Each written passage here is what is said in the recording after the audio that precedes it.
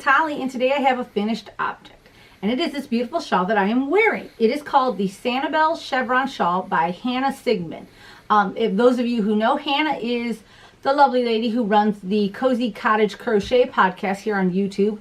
Absolutely love her. And I had the privilege of testing this shawl for her. So I'm going to take it off from the way I'm wearing it so you guys can see it. That's the way I prefer to wear it. It is basically a big chevron. I'm going to pull it up real high now. Okay? A big chevron. You can see the edge there. It's really unique because your edge is kind of straight and then it just closes at the top and then you points at the bottom. There's actually a lot of really unique things about this shawl.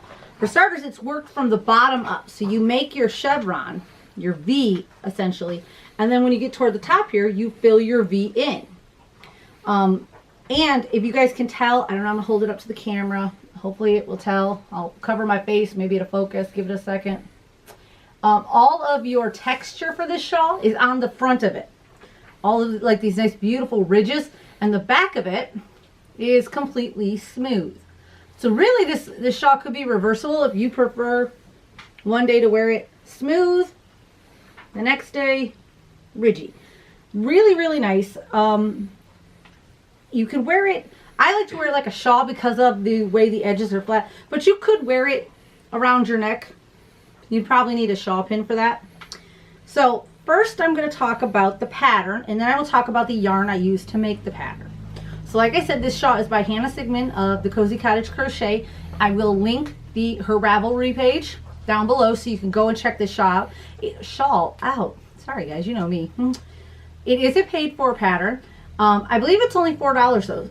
I think it's well worth the $4. Her pattern was wonderfully written. There was lots and lots of pictures because, again, it's paid for pattern, so I can't go too much detail, but you do work in the third loop, and if you don't know what that is, that's okay. She gives you great photo tutorial, and you use a special stitch. So at first it might be a little hard, like because you don't know it. So I wouldn't call this pattern a beginner pattern. I'd call it more like advanced beginner because it's very easy once you get the hang of it. But you do have to learn the new stitch and learn where that third loop is. So, but she has tons of photos. It's all written out nicely. So even when you get up here to this area where you're basically filling in, she gives you a summary kind of what to do. And then if you scroll down further, she has every row written out line by line with exact math and everything for it, which is really great. I'm definitely the kind of person who likes every row written out for me. So that was really, really nice. So that's pretty much all about the pattern. The pattern, like I said, wonderful. I would definitely recommend it. It was really fun, and it gave me like this really unique shawl. So now let's talk about the yarn. I'm looking at it all, sorry. Okay, her pattern was used, I believe it was Barocco yarn or cotton yarn. I'm not sure which, she used a cotton yarn. So I wanted to use a cotton yarn too because I wanted to keep it kind of like similar. So the pattern called for cotton DK yarn or any DK yarn, or you could use worsted or anything, but you know, when you change your yarns, that changes how much yardage you use and what hook you use and how big your project is going to be. And actually, I think my project is a little smaller than what gauge called for because I tend to crochet really tight, but that's neither here nor there. So I wanted to use cotton too. So I ended up buying, I don't have any, actually, this Kobo yarn. I got the little tag here from Lion Brand. It is 50% cotton and 50% bamboo, which I thought was really awesome. It is a number 3 DK. It is 232 yards. So the bottom of it here is this beautiful magenta, and I used an entire magenta and then this much of the second one. I don't know, I haven't weighed this out yet, but it's a little less than half of the second one.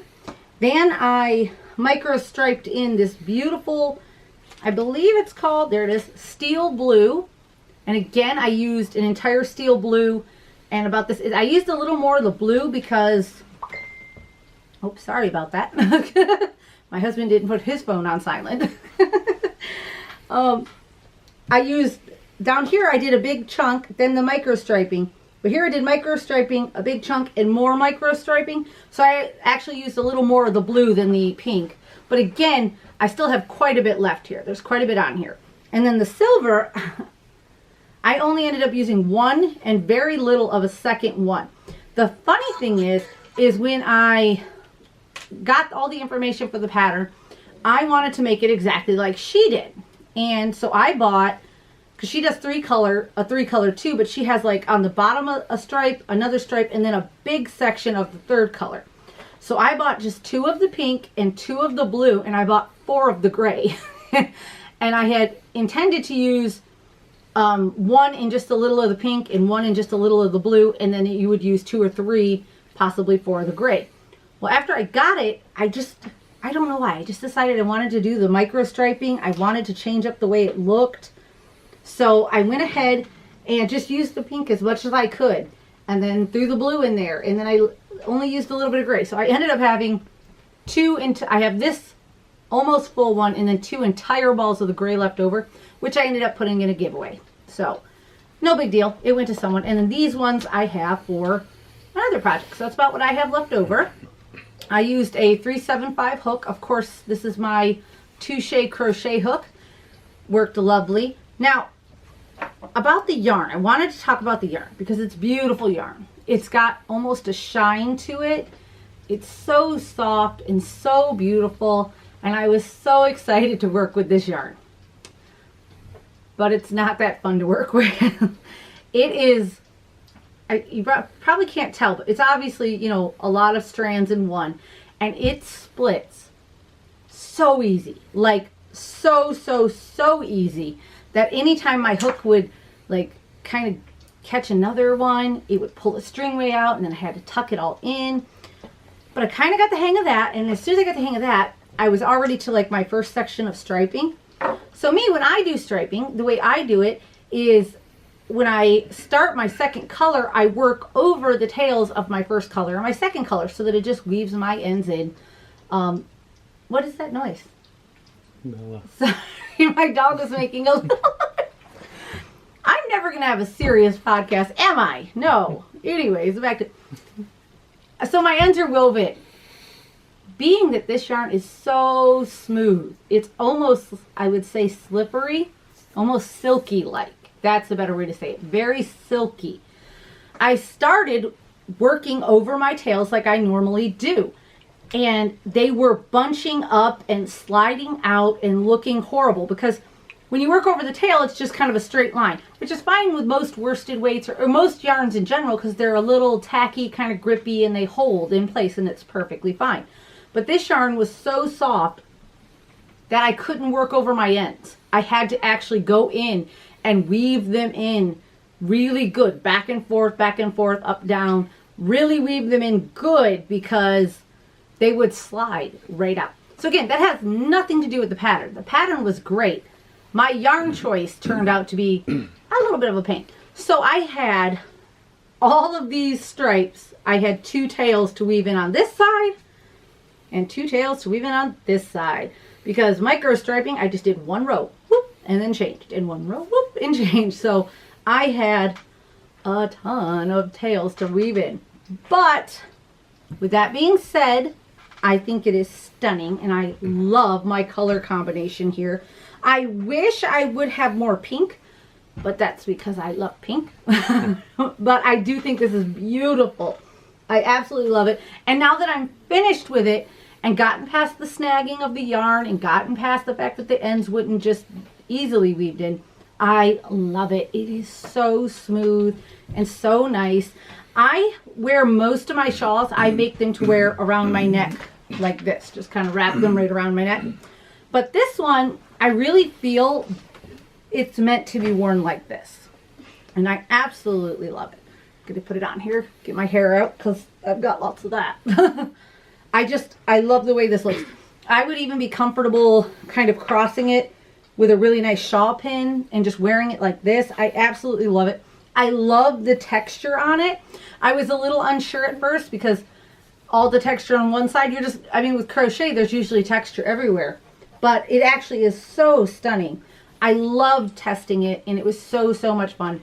I definitely would recommend it. Again, I wouldn't say it's a beginner because there are, you know, the special stitch in the third loop, but with just a little bit of patience and a little bit of time, read over the instructions. They're all there. She gives you all the information you need. I definitely think it's worth it. And like I said, mine is just a teeny bit smaller than what Gage called for, but I like it this way. So yours might be a little bigger, especially if you go with like a worsted weight yarn. You'll get much bigger. I really love it. So I have listed her Etsy shop down below, and I definitely think you guys should go over there and order this pattern. It's amazing. But she reached out to me, which was funny because I was thinking of doing this anyways, but she reached out to me and offered 2 free copies of this pattern to my viewers. And I was just stunned by her generosity because she's so sweet and so nice. If anybody's watched her podcast, you guys know. So what we're going to do is have a surprise giveaway here. On this video, we're going to have, I think, I'm going to leave it up for a week, or we'll leave it open. It's going to stay up forever, but leave it open for a week. Comment down below, and you will be entered for a chance to win a copy of this beautiful shawl pattern from Hannah over at the Cozy Cottage. I love it. It's so pretty. So if you want to win this, let's see, what should I have you comment down below?